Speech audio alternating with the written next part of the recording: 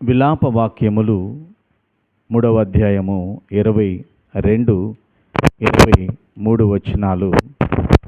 యెహోవా కృపగలవాడు, ఆయన వాత్సల్యత ఎడతెగక నిలుచున్నది గనుక మనము నిర్మూలము కాకున్నవారము. యెహోవా కృపగలిగిన వాడు. దేవుడు కృప చూపించే దేవుడు. కాబట్టి మనము ఇంకా నిర్మూలము కాలేదు, కనబడకుండా పోలేదు. ఎందుకు మనం కనబడకుండా పోలేదు అంటే, ఆయన మానవుల పట్ల ఆయన కృపను చూపిస్తూ ఉన్నాడు. దేవునికి మహిమ కలుగును గాక. అందరం చెప్దాం హల్లెలూయా, హల్లెలూయా. ప్రియ దేవుని బిడ్డలారా, దేవుని యొక్క కృపను మనం అర్థం చేసుకోవడానికి పరిశుద్ధాత్మ యొక్క సహాయాన్ని కోరుకుందాం. ఆయన నిత్యము కోపించువాడు కాడు. ఆయన నిరంతరము కృప చూపిస్తూ ఉన్న దేవుడు.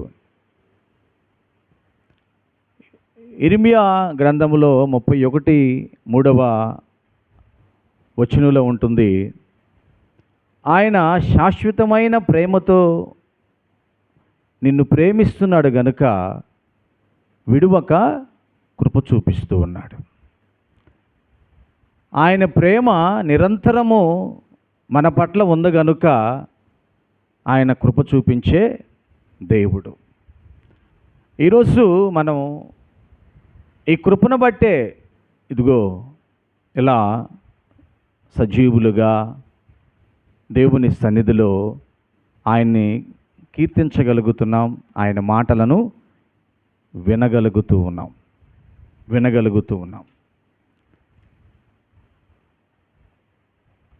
ఈ కృపలో మనమంటూ ఏది గొప్ప చేస్తే దేవుడు కృప చూపించాల. అది దేవుని వరమే. విశ్వాసము ద్వారా కృపచేతనే రక్షింపబడి ఉన్నారు. కానీ ఇది మీరు చేసే మంచి పనులు, క్రియల ద్వారా జరిగింది కాదు. ఇది దేవుని వరమే. ఎఫెసీ 2:8-9 వచనాలు ఈ వాక్యాన్ని చెబుతున్నాయి. ఇది దేవుడిచ్చిన వరం. కానీ ఏదో మనం మంచి వాళ్ళమని, మా తాతగారు మా నాన్నగారు ఏదో మంచి పనులు చేశారని నేను ఇంకా సజీవుడిగా లేను. దేవుని యొక్క కృప, దేవుని యొక్క నిరంతర ప్రేమ, శాశ్వతమైన ప్రేమ నా పట్ల ఇంకా ఉంది కనుక నేను నిర్మూలము కాకుండా ఉండాను. హల్లెలూయా. అందరం చెప్దాం హల్లెలూయా, హల్లెలూయా. ఏ యోగ్యత లేని నాకు జీవ కిరీటమిచ్చుటకు, ఏ యోగ్యత లేని నాకు జీవ కిరీటమిచ్చుటకు,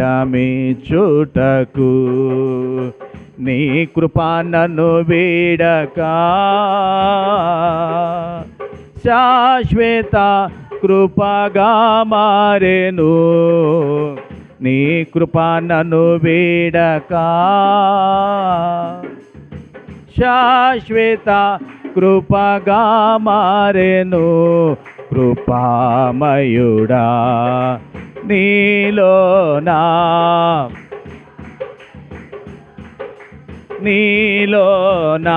నివసింపజేసినందునా,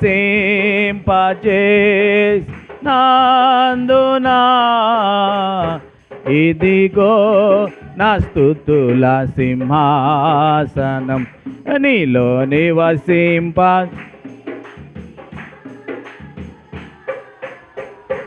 ఇదిగో నా స్తుతుల సింహాసనం, కృపామయుడా.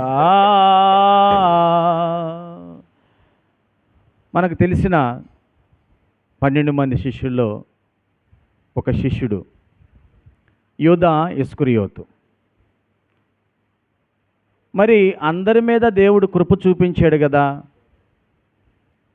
యూదా ఇస్కరియోతు మీద ఎందుకు ఆయన కృప చూపించలేదు?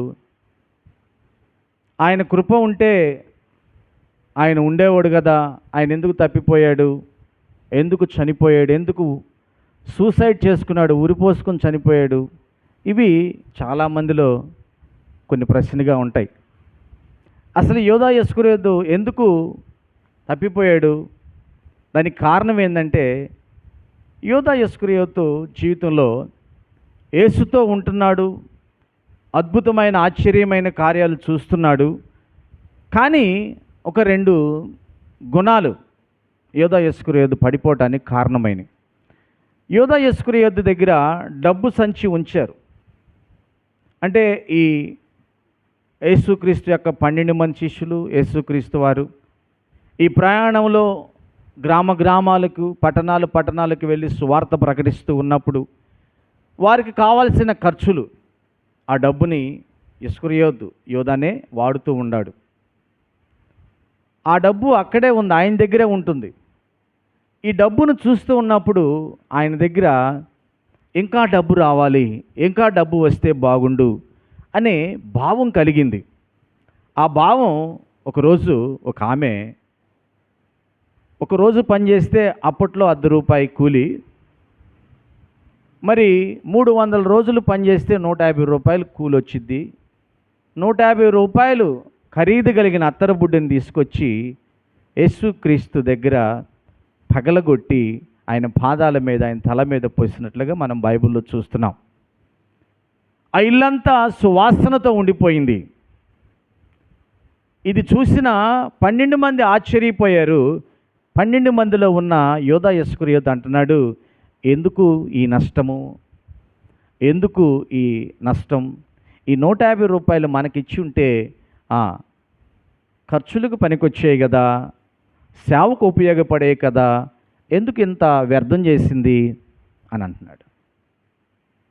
అంటే ఆ డబ్బుని నిజంగా దేవుని పరిచర్య కొరకు వాడాలనే ఉద్దేశం కాదు. ఆ డబ్బు సంచిలోకి వస్తే ఈయన కొంత దానిలో తీసుకోవాలనే భావంతో దేవుని వాక్యం అలా చెబుతుంది. అంటే మరి యేసుక్రీస్తుకి సత్యం తెలియదా?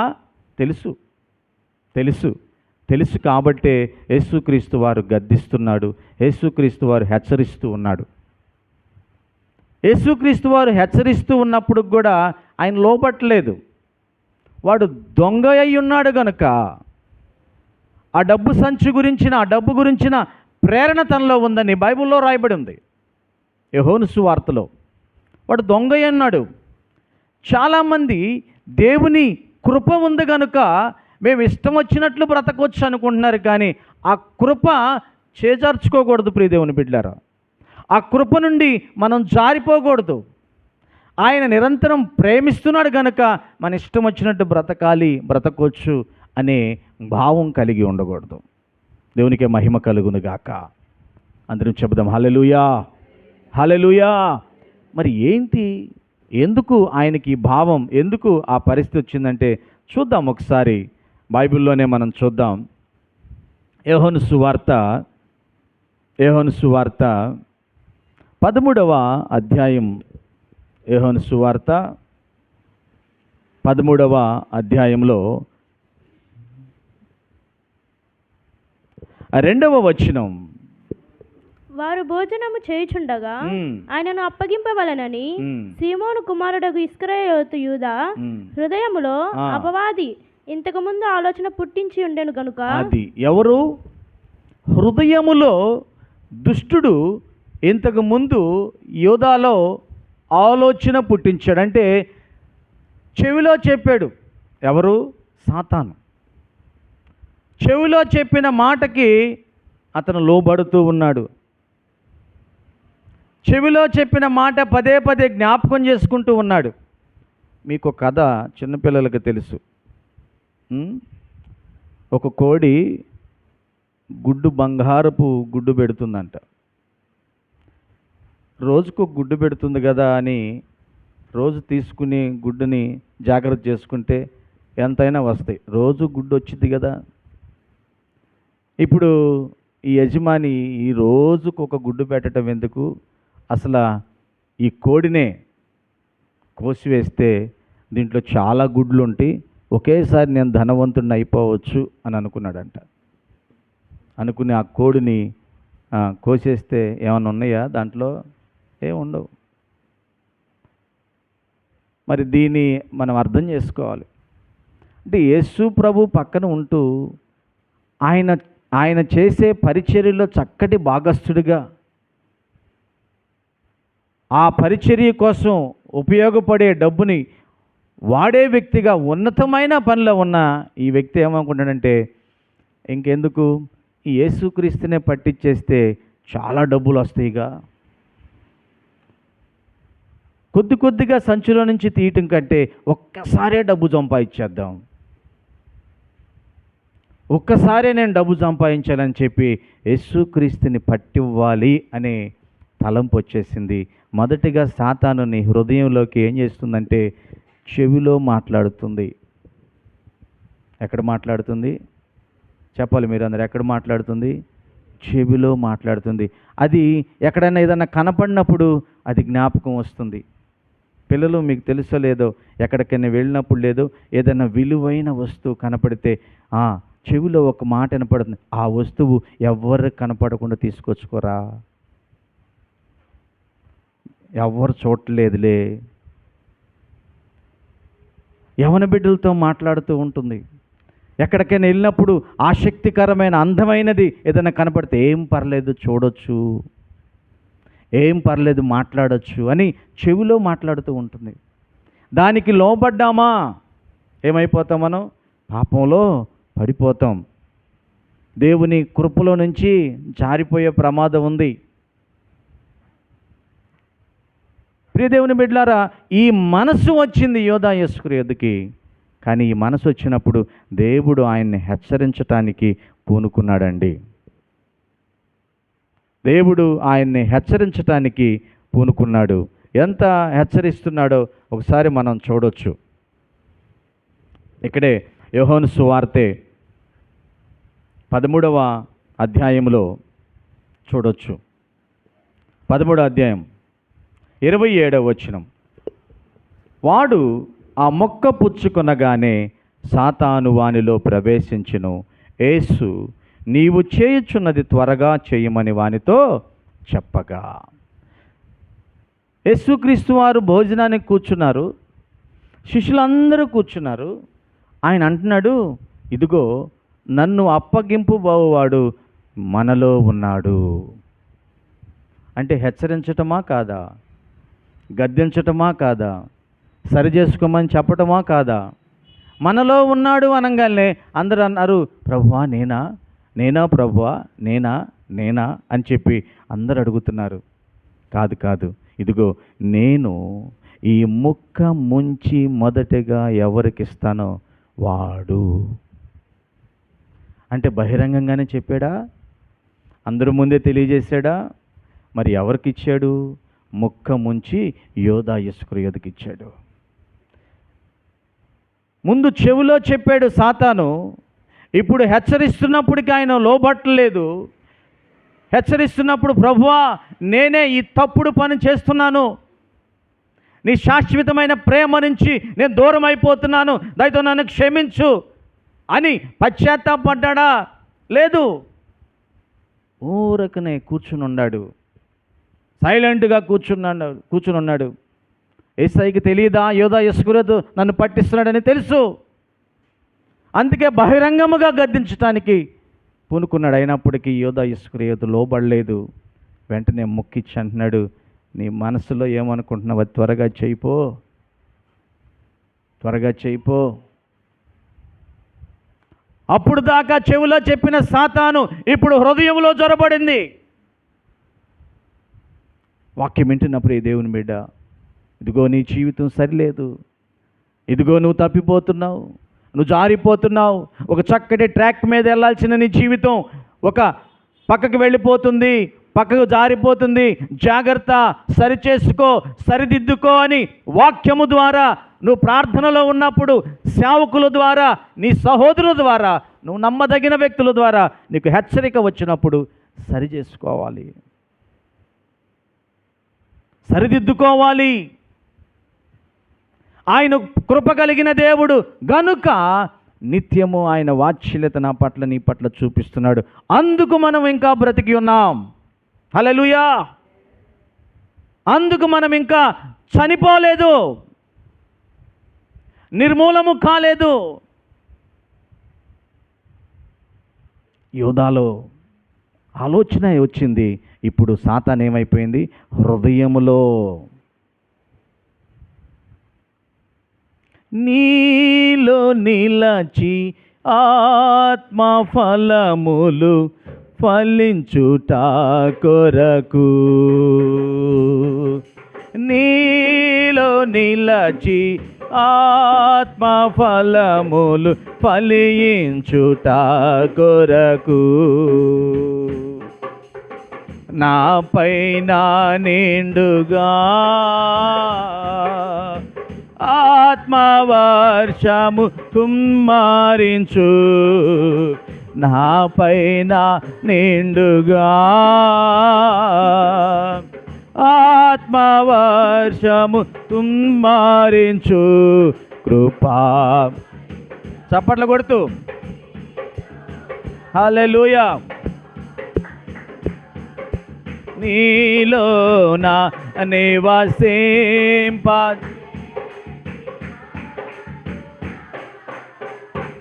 ఇదిగో నా స్తుతుల సింహాసనం, నీలో నివసింప చేసి నాందునా, ఇదిగో నా స్తుతుల సింహాసనం, కృపామయుడా. ఎంత కష్టపడుతున్నాడు, ఎంత ప్రేమగా ఉంటున్నాడు. సాతాను చెవిలో చెప్పింది, చెవిలో చెప్పినానికి లోబడ్డాడు. ఇప్పుడు సాతాను జ్వరబడటానికి, హృదయంలో జ్వరబడి తన జీవితాన్ని పాడు చేసుకోవడానికి కూడా యోధా ఇస్కరియోతు లోబడుతున్నాడు. ఎవరికి లోబడాలి సహోదరుడా, సహోదరి? ఎవరికి లోబడాలి మనం? ఆత్మఫలాలు ఫలింపజేయగలిగిన వాడు, పరిశుద్ధాత్మ వర్షముల మన మీద కుమ్మరించే దేవుని వాక్యానికి లోబడాలి. కానీ సాతాను యొక్క మాటకు లోబడుతున్నాడు. ఈ ముక్క ముంచి ఎవరికి ఇస్తానో వాడే అపవాది, వాడే నన్ను పట్టించాలని మన చుట్టూ మనలోనే తిరుగుతున్నాడు అన్నప్పుడు, నన్నే కదా అంది, నేను మారితే ఎంత బాగుండు, నా జీవితం బాగు చేసుకుంటే ఎంత బాగుండు, నేను ఎంత ఉపయోగకరంగా ఉంటాను అనుకోవాలి. కానీ అల్పకాల సుఖభోగాల కోసం, డబ్బు కోసం ఆ దొంగ బుద్ధిని మార్చుకోలేక సాతాను హృదయంలో ప్రవేశించటానికి తలుపులు తెరిచాడు యోధా ఇస్కరియోతు. మరి ఎందుకు చచ్చిపోయాడు? పశ్చాత్తాపం ఎప్పుడు పడాలో అర్థం చేసుకోలేక చనిపోయాడు. చాలామంది ప్రియ దేవుని బిడ్డలారా, దేవుని కృప ఉంది మనకి. దేవుని కృప, నిరంతర ప్రేమ, నిత్య ప్రేమ మన పట్ల ఉంది. కానీ దాన్ని దుర్వినియోగం చేసుకుని ఆ సమయం దాటిపోయిన తర్వాత నువ్వు పశ్చాత్తాపడిన ప్రయోజనము లేదు. ఎప్పుడు పశ్చాత్తాపడ్డాడు తెలుసా? ఆయన యేసుక్రీస్తు వారు మరణమైన తరువాత, యేసుక్రీస్తు వారు కల్వరి శిలువలో సర్వమానవాళి కొరకు రక్తము చిందించి మరణించి పాతిపెట్టబడే సమయంలో ఒక వాక్యం జ్ఞాపకం వచ్చింది యోధా ఇస్కరియోతుకి. ఏ వాక్యం అది? చూద్దామా ఒకసారి? మత్తయి సువార్త, బైబిల్లోని వారు తీద్దాం. మత్తయి సువార్త 26వ అధ్యాయం. మత్తయి సువార్త 26వ అధ్యాయం 24వ వచనం. మనుష్య కుమారుని గూర్చి ఆ, వ్రాయబడిన ప్రకారము ఆయన పోవుచున్నాడు గాని ఎవని చేత మనుష్య కుమారుడు అప్పగింపబడుచున్నాడో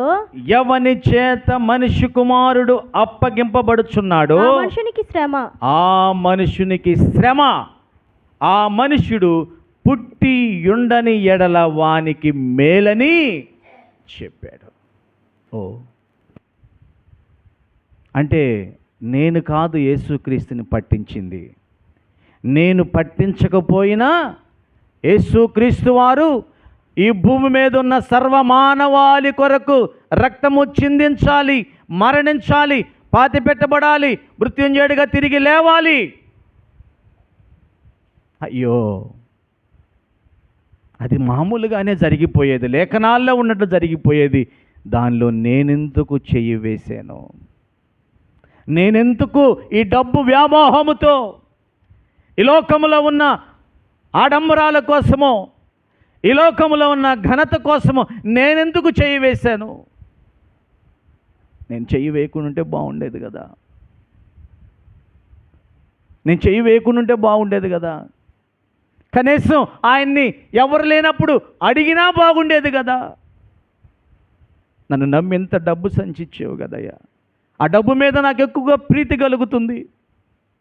ఆ డబ్బు మీద ఉన్న వ్యామోహం నుంచి నాకు విముక్తి దయచేయమని నేను పర్సనల్గా మాట్లాడితే బాగుండేది కదా. ఇప్పుడు నాకు అవకాశం లేదు. ప్రేమతో గద్దించాడు, ప్రేమతో తెలియజేశాడు. అయినప్పటికీ నేను గ్రహించలేకపోయాను. గ్రహించే సమయానికి పశ్చాత్తాపడిన ప్రయోజనం లేదు. సహోదరుడా, సహోదరి, చాలామంది గ్రహింపు లేక ఆయన నిరంతర ప్రేమ నుండి జారిపోతున్నారు. గ్రహింపు లేక ఆ ఉన్నతుడైన కృప చూపించే దేవుడు ఆ కృప నుండి జారిపోతున్నారు. ఆయన నిత్య ప్రేమ స్వరూపి అయిన దేవుడు. హల్లెలూయా. ఎప్పుడు ప్రేమించే దేవుడు ఆయన. ఆయన అంటున్నాడు, యూదా ఇస్కరియోతు గురించే మాట్లాడుతున్నాడు. యూదా ఇస్కరియోతు జీవితం ఎలా జారిపోయిందో మాట్లాడుతున్నాడు ప్రభువైన యేసుక్రీస్తు వారు. ఏమని మాట్లాడుతున్నాడు? మనుష్య కుమారుని గూర్చి వ్రాయబడిన ప్రకారము ఆయన పోవుచున్నాడు కానీ ఎవని చేత మనుష్య కుమారుడు అప్పగింపబడుచున్నాడు ఆ మనుషునికి శ్రమ. వాడు పుట్టకుండా ఉంటే బాగుండేది. హల్లెలూయా. సహోదరుడా, సహోదరి, ఆలకిస్తున్నావా? ఆయన ప్రేమ నుండి, ఆయన కృప నుంచి ఎందుకు జారిపోతున్నావు? హెచ్చరిస్తున్నప్పుడు ఎందుకు లోబడలేకపోతున్నావు? హెచ్చరిస్తున్నప్పుడు ఎందుకు దానికి విధేయత చూపించలేకపోతున్నావు? ఇదిగో ఇక్కడ దేవుని వాక్యాన్ని వింటున్న ప్రియ దేవుని బిడ్డలారా, మనతో ప్రతి సమయంలో సాతానుగాడు అనుకూల సమయం చూసుకుని చెవిలో మాట్లాడుతూ ఉంటాడు. దాన్ని దూరం చేసుకుంటూ ఉండండి. మీరు, నేను, అందరం. వాడు చెవిలో మాట్లాడుతూనే ఉంటాడు. ఎప్పుడైతే దానికి లోబడతావో వాడు హృదయంలో జొరబడి నీ జీవితాన్ని పాడు చేస్తాడు. నిత్య ప్రేమామయుడైన యేసయ్య దగ్గర నుంచి నిన్ను దూరం చేసేస్తాడు. జాగ్రత్త. ఏమైపోయాడు? ఇదిగో మనలో ఒక్కడు, ఆయన కృపను పొందుకోవలసిన వ్యక్తి మనలో ఒక్కడు. ఆ ఇశ్రాయేలులో 12 గోత్రాలకి తీర్పు తీర్చవలసిన వ్యక్తి, న్యాయాన్ని చేయాల్సిన వ్యక్తి, 12 సింహాసనాల్లో ఒక సింహాసనం మీద కూర్చోవలసిన వ్యక్తి మనలో నుండి తప్పిపోయాడు. పేతురు అంటున్నాడు ఈ మాట, మనలో నుండి తప్పిపోయాడు. మాటకు లోపడకుండా తప్పిపోయాడు. ఏమైపోయాడు తెలుసా? ఉరిపోసుకుని చనిపోయాడు. ఆ బాడీ కుళ్ళిపోయిందో ఏమో మరి, కింద పడిపోయి నడిమి వరకు బద్దలైపోయి ఇరిగిపోయి ఆ ప్రేగులు బయటకు వచ్చినాయి అని అపోస్తుల కార్యాల గ్రంథం 1వ అధ్యాయం 18వ వచనంలో పేతురు మాట్లాడుతూ ఉన్నాడు. ప్రియదేవుని బిడ్డలారా, వాక్యం వింటున్న ప్రియదేవుని బిడ్డలారా, దేవుడు శాశ్వతమైన ప్రేమతో నిన్ను నన్ను ప్రేమిస్తున్నాడు. హల్లెలూయా. నిరంతర ప్రేమతో, నిత్య ప్రేమతో ఆయన మనల్ని ప్రేమిస్తూ ఉన్న దేవుడు. విడువక నీ పట్ల నా పట్ల కృప చూపిస్తున్నాడు. ఆ కృప నుండి మనం ఏమైపోకూడదంట? తొలగిపోకూడదు. ఆమేన్. అందరం చెబుదాం ఆమేన్. ఆ కృప నుండి మనం తొలగిపోకూడదు.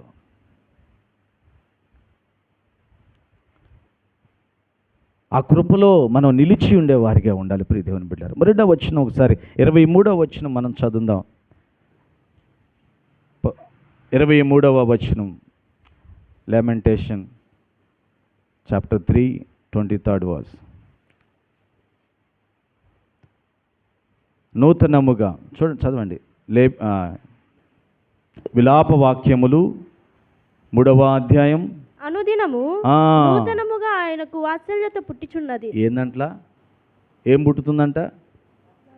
అనుదినము, ప్రతి ఉదయం. ఇంగ్లీష్లో చక్కగా వ్రాయబడి ఉంది. They are new every morning. క్రొత్తగా ప్రతి ఉదయం దేవునికి నీ మీద ప్రేమ పుడుతుందంట. హల్లెలూయా. ప్రతి ఉదయం క్రొత్తగా ప్రేమ పుడుతుంది. మనుషుల్లో పుడుతుందా క్రొత్తగా ప్రేమ? ప్రేమ చల్లారిపోతుంది మనుషుల్లో కదా. ప్రేమ ఉంటుందా? వివాహమైన మొదటి రోజుల్లో ఉండే ప్రేమ 10 సంవత్సరాల తర్వాత అలాగనే ఉందా? కొద్దిగా ఆ ప్రేమలో ఎక్కడో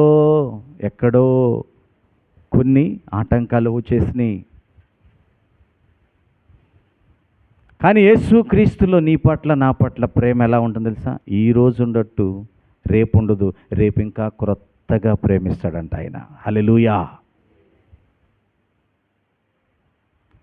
క్రొత్తగా ప్రేమించే దేవుడు ఆయన. తర్వాత వచ్చిన చదవమ్మా. నీవెంతైనా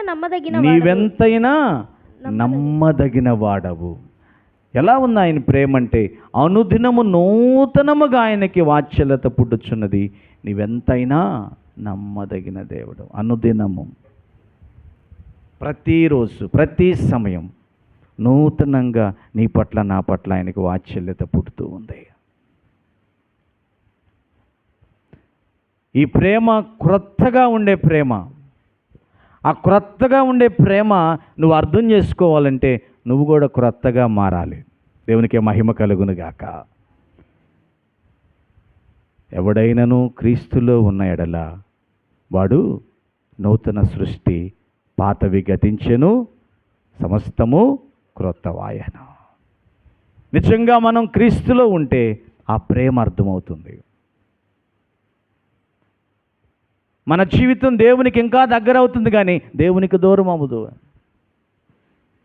ఈరోజు చాలామంది క్రైస్తవ సమాజం, దేవుని బిడ్డలుగా మన సహోదరులు ప్రపంచవ్యాప్తంగా ఉన్నవారు, మొదటిలో దేవుని మీద ఉన్న ప్రేమ రాను రాను తగ్గిపోతూ ఉంటుంది. సహవాసంలో తగ్గిపోతాం, పరిచర్యలో తగ్గిపోతాం, కుడుదలలో తగ్గిపోవటం. కారణం ఆయన నీ పట్ల విడువక చూపిస్తున్న ప్రేమని గ్రహించలేకపోవటం. ఆ కృప చూపిస్తున్నాడు కదా. మనమేమీ కాము అనుకుంటున్నావు, జాగ్రత్త. ఆ కృప దూరం చేసుకోమాక. ఆ కృప నుండి నువ్వు దూరం అయిపోవద్దు. ఆయన్ని బాగా మనం అర్థం చేసుకోవాలంటే ఆయన ప్రేమ ప్రతి ఉదయం ఎంత ఉన్నతంగా ఉందో మనం తెలుసుకోవాలి. నిన్నటిలాగా ఈరోజు ప్రేమించడు, ఈరోజు ప్రేమించినట్లు రేపు ప్రేమించడు, ఇంకా ఎక్కువగా ప్రేమిస్తాడు ఆయన. హల్లెలూయా. కృప విస్తరింపజేస్తాడు నా పట్ల, నీ పట్ల ఆయన. ఎంతగా అంటే ఈ కృపను మనం సరిగ్గా అర్థం చేసుకోవాలంటే క్రీస్తులో మనం ఉండాలి. 2 కొరింథీయులు 5వ అధ్యాయం 17వ వచనంలో ఉంటుంది. కాగా ఎవడైనను క్రీస్తునందు ఉన్న ఎడల వాడు నూతన సృష్టిగా ఉండాలి. క్రీస్తులో మనం జీవించినట్లయితే, క్రీస్తులో మనం నిలిచి ఉన్నట్లయితే, ఇదిగో రేపు ఉదయం నీకు అర్థమవుతుంది యేసయ్య నిన్నెంతగా ప్రేమిస్తున్నాడో. ఆమేన్. అందరం చెబుదాం హల్లెలూయా. యేసయ్య నిన్నెంతగా ప్రేమిస్తున్నాడో ఈరోజు ఎలా ప్రేమించాడు, రేపు ఇంకంతకంటే ఎక్కువగా ప్రేమిస్తున్నాడు. ఈ అనుభవం మనం కలిగి ఉన్నామా? ఈ అనుభవం కలిగి ఉంటే ప్రియ దేవుని బిడ్డలారా, ఆయన్ని పెనవేసుకునే బంధం కలిగి ఉంటాం. ఆమేన్, హల్లెలూయా. చేనిలోని పైరు చేతికి రాకున్నా, ఫలములన్నీ రాలిపోయినా, సిరి సంపదలన్నీ దూరమైపోయినా, నేను చలించనులే. చేనిలోని పైరు చేతికి రాకున్నా,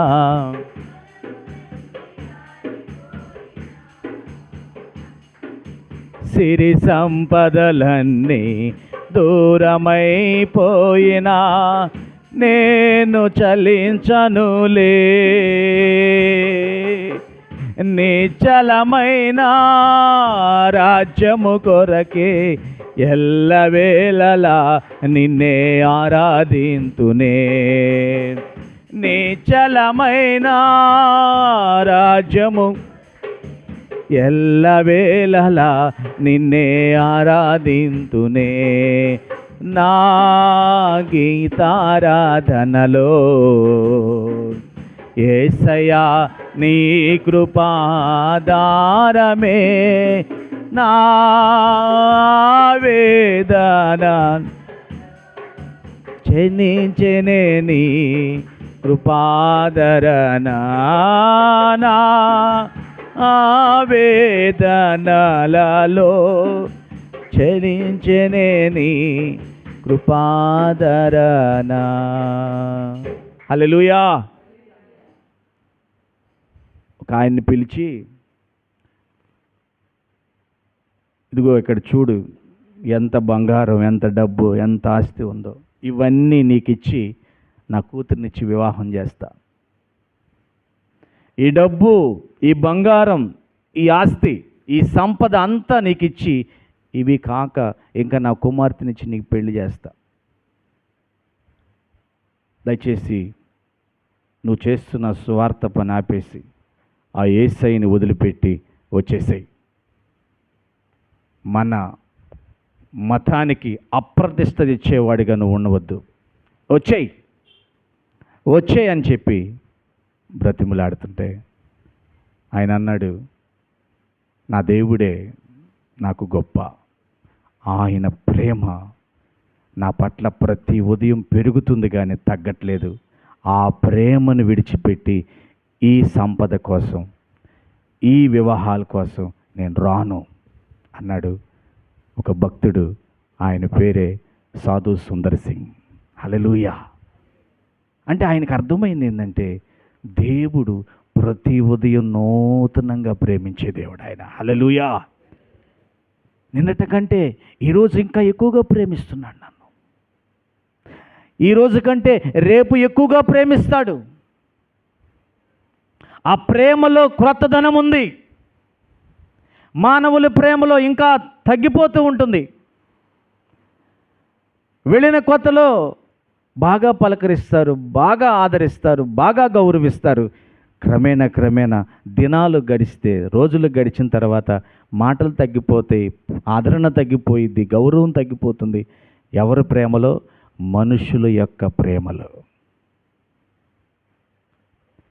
ఏరా చెప్పుకోలేక పక్క వాళ్ళతో, ఏంటో వాళ్ళు ఈ మధ్య మన పట్ల ప్రేమ కలిగి ఉండలేదు, సరిగా మాట్లాడలేదని ఆ బాధను తీసుకెళ్ళి వేరే వాళ్ళతో పంచుకుంటూ ఉంటారు. నాలో ఏమన్నా తప్పులు ఉన్నాయా? ఎందుకు నన్ను వాళ్ళు అలా చూస్తున్నారు? ఎందుకు నా పట్ల అలా ఉంటున్నారు? అంతే. నువ్వు ఎంతమందికి చెప్పుకున్నా మనిషి యొక్క ప్రేమ అక్కడే ఆగిపోతుంది. ఇదిగో నిన్ను ఈరోజు ప్రేమించినట్టు కాకుండా రేపు క్రొత్తగా ఎక్కువగా ప్రేమించే దేవుడు నా యేసయ్య మాత్రమే. గట్టిగా చప్పట్లు కొడదాం. హల్లెలూయా. ప్రతి ఉదయం ఎవ్రీడే క్రొత్తగా ప్రేమించే దేవుడు నా యేసయ్య. ఉన్నతంగా ప్రేమించే దేవుడు నా యేసయ్య. ఆ ప్రేమను నువ్వు పొందుకోవాలంటే ప్రియ సహోదరుడా, సహోదరి, బైబిల్లో ఒక చక్కటి మాట ఉంది, చూద్దాం. యెషయా గ్రంథము 43వ అధ్యాయము, యెషయా గ్రంథము 43వ అధ్యాయము 18, 19 వచనాలు. మునుపటి వాటిని జ్ఞాపకము చేసుకొనుకుడి, ఆ, పూర్వకాలపు సంగతులను తలంచుకొనుకుడి. తలంచుకొనకుడి. దేవుని ప్రేమ క్రొత్తగా నీ పట్ల ఉంది అని నువ్వు గ్రహించాలి అంటే, నువ్వు అర్థం చేసుకోవాలంటే, నీలో ఇదిగో ఈ రెండు పోవాలి. ఏం తెలుసా? మునుపు జరిగిపోయిన మంచి కానీ చెడు కానీ, మేబీ అది మంచి అయి ఉండొచ్చు, దాన్ని విడిచిపెట్టు. మేబీ అది చెడు అయి ఉండొచ్చు, దాన్ని కూడా వదిలిపెట్టు. మంచి చెడు రెండిటిని, మునుపు జరిగిపోయినవి నిన్నటివి ఈరోజు జ్ఞాపకం చేసుకోమాక. వాళ్ళంత బాధ పెట్టారు, వీడింత బాధ పెట్టాడు, నా శరీరం ఎన్ని బలహీనతలు వచ్చినాయి, నేను అంతగా బ్రతికాను, అలాగా ఉన్నాను, ఇలాగా ఉన్నానని ఇవన్నీ విడిచిపెట్టు. మునుపటి వాటిని జ్ఞాపకము చేసుకొనకుడి, పూర్వకాలపు సంగతులను తలంచుకోమాకండి, ఊరికి ఆలోచించమాకండి. ఏం చేయాలంట? ఇదిగో నేను ఒక నూతన క్రియ చేయుచున్నాను, ఇప్పుడే అది మొలుచును, దాన్ని మీరు నాలోచింపరా. దేవుడు మన అందరి పట్ల ఒక నూతనమైన కార్యం చేస్తున్నాడండి. ఆమేన్. ఎవరుండే వాళ్ళందరూ చెప్పండి ఆమేన్. ఏద్దా కొత్త పనులు మన జీవితంలో దేవుడు చేయొద్దా? చేయాలనుకున్న వాళ్ళు చెప్పండి, దేవుడు నా జీవితంలో నూతన క్రియ చేస్తున్నాడు. చెప్పండి, దేవుడు నా జీవితంలో నూతన క్రియ చేస్తున్నాడు, నూతన ఆనందాన్ని ఇస్తున్నాడు, నూతన ఆరోగ్యాన్ని ఇస్తున్నాడు, నూతన సమాధానం ఇస్తున్నాడు, నూతన ఆనందాన్ని ఇస్తున్నాడు. హల్లెలూయా. ఎప్పుడు ప్రతిరోజు నీ కుటుంబంలో నీ పరిస్థితులు, నీ మానసిక ఒత్తిడితో ఉంటున్నావు, నువ్వు అవన్నిటి నుంచి విడుదల పొందాలంటే ఈ మాట నమ్మాలి నువ్వు. దేవుడు నా జీవితంలో క్రొత్తగా కార్యము చేస్తున్నాడు. ఆమేన్. యవ్వన బిడ్డలారా ఆలోచించండి, దేవుడు మీ జీవితంలో క్రొత్త కార్యాలు చేస్తున్నాడు. అది ఇప్పుడే నువ్వు నమ్మితే ఇప్పుడే అది నీ హృదయంలో విత్తనముగా నాటబడింది. ఆమేన్. అది ఎలా ఉంటుందంటే, ఎడారిగా ఉన్న ప్రదేశములో జల ప్రవాహాలు వచ్చినట్లుగా ఉంటుంది. ఆమేన్. ఎండిపోయి ఎడారిగా ఉన్న చోట అడవులు వచ్చినట్లుగా ఉంటుంది. అడవులు ఉండి మార్గము లేని చోట మార్గము ఏర్పడినట్లుగా ఉంటుంది. ప్రియదేవుని బిడ్డ, పూర్వకాలము జరిగిపోయిన వాటిని మనసులో నుంచి తీసివేయండి ఈరోజు. హల్లెలూయా. జరిగిపోయిన వాటిని తలంచుకోమాకండి. అబ్బా, నేను ఎంత గొప్పగా ఉండేవాడిని, నన్ను ఎంతోమంది ఇలాగా గౌరవించేవాళ్ళు, నేనే చాలామందికి చెయ్యి అందించాను, కానీ ఈరోజు నా దేన స్థితి అయిపోయింది. చాలామంది యవ్వన బిడ్డలు, నేను ఈరోజు ఇలా ఉండాను, కానీ ఒకప్పుడు నేను చాలా యాక్టివ్గా ఉండాను, మంచి ఆరోగ్యంగా ఉండేవాడిని, కానీ ఈరోజు నా ఆరోగ్య స్థితిని బట్టి ఇలాగ అయిపోయాను. తలంచుకోమాకండి. దేవుడు నీలో నూతనమైన కార్యాన్ని ప్రారంభిస్తున్నాడు. హల్లెలూయా. అయ్యో, నాలో ఉన్న ఆ బలహీనత, నాలో ఉన్న ఆ రోగం నన్ను నూతన శక్తిని పొందుకోవడానికి అవకాశం ఇవ్వదండి అనుకోవద్దు. అపనమ్మకము నీలో నుంచి తొలగించి వేసేయి.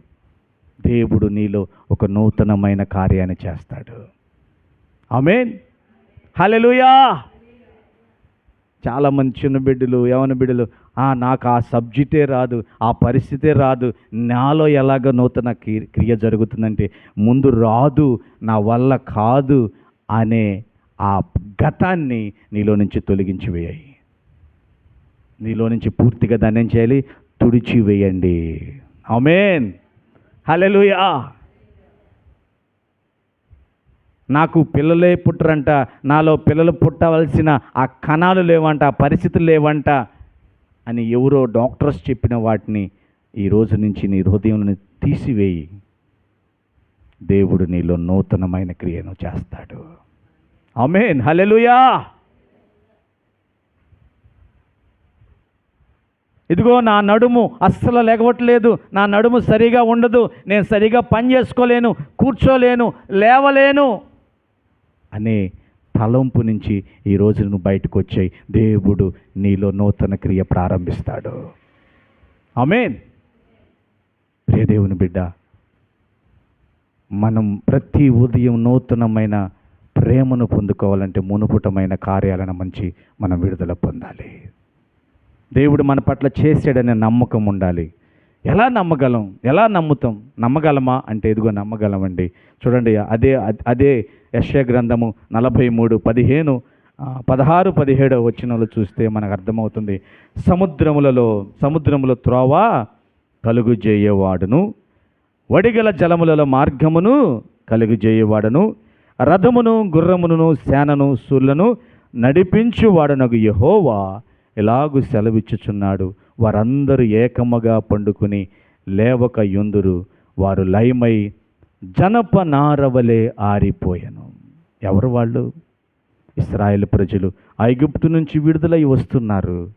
ఎర్ర సముద్రం వచ్చింది ఎదురు, వెనక ఇశ్రాయేలు ప్రజలు తరుముకుంటూ వస్తున్నారు. అప్పుడు కాపాడిన దేవుడు ఎవరో తెలుసా? మన దేవుడు. హల్లెలూయా. మోషేని తిట్టారు ప్రజలందరూ. ఏమి ఐగుప్తుల్లో సమాధులు లేవని తీసుకొచ్చి ఎడారుల్లో పడేసేవా అన్నారు. నిర్గమకాండం 14వ అధ్యాయం చూసి చదివితే మీకు అర్థమవుతుంది. అప్పుడు దేవుడు తూర్పు గాలిని వీచేదట్టు చేసి ఆ గాలికి సముద్రం 2 పాయలుగా అయిపోయింది. దారి ఏర్పడింది. ఆ దారిలో నీటి చుక్క లేకుండా పొడి నేలగా మార్చివేశాడు. అటువైపు ఇటువైపు ఆనకట్టలు కట్టబడినట్లుగా నీళ్లు ఆగిపోయినాయి. ఈ మధ్యలో గోడలాగా ఆగిపోయిన నీటికి 2 పక్కల మధ్యలో ఇశ్రాయేలు ప్రజలు నడుస్తుంటే ఇదిగో మిరియాము మోషే యొక్క అక్క ఒక కంజర చేత్తో పట్టుకుని పాటలు పాడుతూ ముందు నడుస్తుంటే ప్రజలందరూ దేవునికి కేరింతలు గెడుతూ నడుస్తూ ఉన్నారు. ఆ సమయంలో సముద్రము 2 పాయలుగా చేసి నడిపించిన దేవుడు మనము ఆరాధిస్తున్న దేవుడు. హల్లెలూయా. అంత గొప్ప కార్యాన్ని చేసిన దేవుడు నీ జీవితంలో ఇంత చిన్న కార్యం చేయలేడా? అయ్యో, మరలా వాళ్ళు వచ్చి ఆ సముద్రంలో పడ్డారు, మళ్ళీ సముద్రం దాటొచ్చి మనల్ని చంపేస్తారేమో అయ్యా అని ఆందోళనతో భయపడుతూ వాళ్ళ వైపు చూస్తుంటే వాళ్ళ రథాలు చక్రాలు ఊడిపోయి ఆ రథాలు చక్రాలు తిరగకుండా చేశాడు దేవుడు. ఇశ్రాయేలు ప్రజల పక్షముగా నిలబడి యుద్ధం చేశాడు ఐగుప్తులతో. అంతేకాదు, ఆ సముద్రము తిరిగి సమానమయ్యేటట్టు చేశాడు. ఆ సముద్రంలో ఒక్క వ్యక్తి కూడా మిగలకుండా అందరూ చనిపోయారు, లయమైపోయారు. నీ జీవితంలో ఏది నిన్ను ఇబ్బంది పెడుతుందో దాన్ని కనపడకుండా చేయగలిగిన దేవుడు నా దేవుడు. గట్టిగా చప్పలు కొడదాం హల్లెలూయా. గట్టిగా చప్పలు కొడదాం హల్లెలూయా. కనపడకుండా చేస్తాడు దాన్ని, నిర్మూలన చేస్తాడు దాన్ని. నువ్వు నమ్మాలి. మునుపటి కార్యాలు నన్ను జీవితం కలత చేస్తున్నాయండి, ఇబ్బంది పెడుతున్నాయండి, వాటి నుంచి నువ్వు బయటికి రావాలి. ఇంకా వాటి గురించే కలలు కనద్దు, ఇంకా వాటి గురించే ఇరుగు పొరుగు వారికి తెలియచేయొద్దు. పూర్వకాలపు జరిగిన సంగతులను ఓరక నెమరు వేసుకోవద్దు. అవి మంచివైనా చెడువైనా దాన్ని పూర్తిగా ఈరోజు సమాధి. దేవుడు మన జీవితంలో నూతనమైన కార్యాన్ని చేస్తాడు. హల్లెలూయా. సంఘ జీవితంలో నూతనమైన కార్యాలు చేస్తాడు. అయ్యో, అలాగ జరిగిపోయింది మన సంఘం, ఇలాగ జరిగిపోయింది, ఒకప్పుడు మనం ఇలా ఉండేవాళ్ళం, ఇప్పుడు ఎందుకు ఇలా అయిపోయామని కృంగిపోవాల్సిన అవసరం లేదు. అది మంచైనా చెడైనా ఈరోజు సమాధి చేద్దాం. దేవుడు నూతనమైన కార్యం చేస్తాడు. ఆమేన్. నూతనమైన గొప్ప కార్యాలు చేయగలిగిన దేవుడు నా దేవుడు, నీ దేవుడు. ప్రియ దేవుని బిడ్డలారా, హల్లెలూయా. మరి ఆ కార్యం మన జీవితంలో జరగాలంటే ఏం చేయాలి? చివరిగా ఒక్క మాట మనం చదువుకుని ధ్యానం చేసుకుని ముగించుకుందాం. ఫిలిప్పీ 3వ అధ్యాయం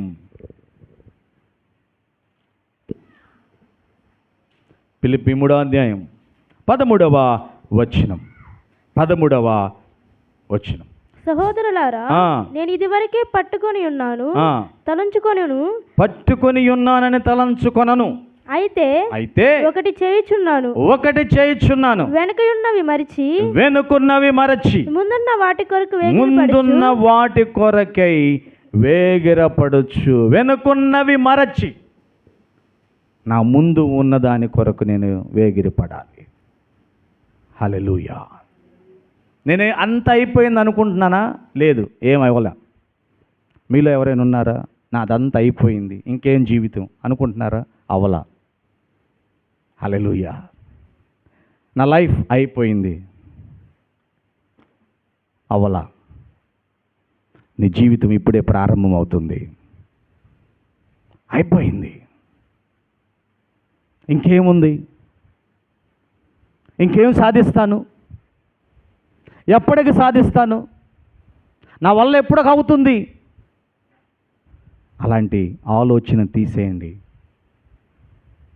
నువ్వు చేయాల్సింది ఒకటే, వెనకున్న వాటిని మర్చిపో.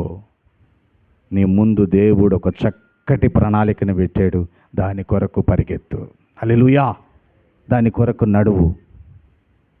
వెనకున్న వాటిని సమస్తమును పెంటవలేయించుకున్నాడు పౌలు. నాకు దేవుడు చక్కటి జీవ కిరీటాన్ని ఇవ్వబోతున్నాడు, ఉన్నతమైన బహుమానాన్ని ఇవ్వబోతున్నాడని ముందుకు పరిగెడుతున్నాడు. వాక్యం వింటున్న ప్రియ దేవుని బిడ్డలారా, పరుగు పందెములో వెళ్ళేవాడు బహుమానము కొరకు పరిగెడతాడు. ఎంతగా పరిగెడతాడంటే తనకు ఓపిక ఎంతైతే ఉందో అంతగా లేచి పరిగెడతా ఉంటాడు.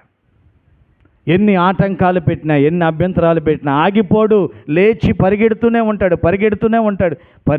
ఉంటాడు. ఎందుకంటే ఆ బహుమానం అతను పొందుకోవాలి కాబట్టి. ఆమేన్. మరి నీ జీవితం, నా జీవితం ఎలా ఉంది ఈరోజు? అయిపోయిందండి. నా లైఫ్ అయిపోయింది, నా వయసు అయిపోయింది, నాకు రాకూడనివన్నీ వచ్చేసినాయి, ఇంకేం నేను సాధించమంటావు? నో. దేవుడు కృపగలిగిన దేవుడు. హల్లెలూయా. ఎడతెగక ఆయన వాత్సల్యత నీ పట్ల చూపిస్తూ ఉన్న దేవుడు. ప్రతి ఉదయం నూతనమైన బలాన్ని ఇస్తూ, నూతనమైన ప్రేమతో నిన్ను ప్రేమిస్తూ ఉన్న దేవుడు. చాలామంది తల్లిదండ్రులు నా బిడ్డల జీవితాలు అయిపోయినాయి. నో, అయిపోలేదు. నీ బిడ్డ జీవితానికి దేవుడు చిగురుని పుట్టిస్తున్నాడు. హల్లెలూయా. ఇక అవదు అనుకోమాకండి. వెనుకున్న వాటిని మర్చిపోండి. పూర్వకాలపు సంగతులను గుర్తుపెట్టుకోమాకండి, తలంచుకోమాకండి. దేవుడు ఒక నూతనమైన కార్యం నీ పట్ల, నా పట్ల చేస్తున్నాడు. అది ఇప్పుడే మొలిచిందని నమ్మి యేసు వైపు చూస్తూ ముందుకు సాగుదాం. ఇటు ప్రభువైన యేసుక్రీస్తు వారు మనందరికీ దయచేయునుగాక. ఆమేన్. హల్లెలూయా.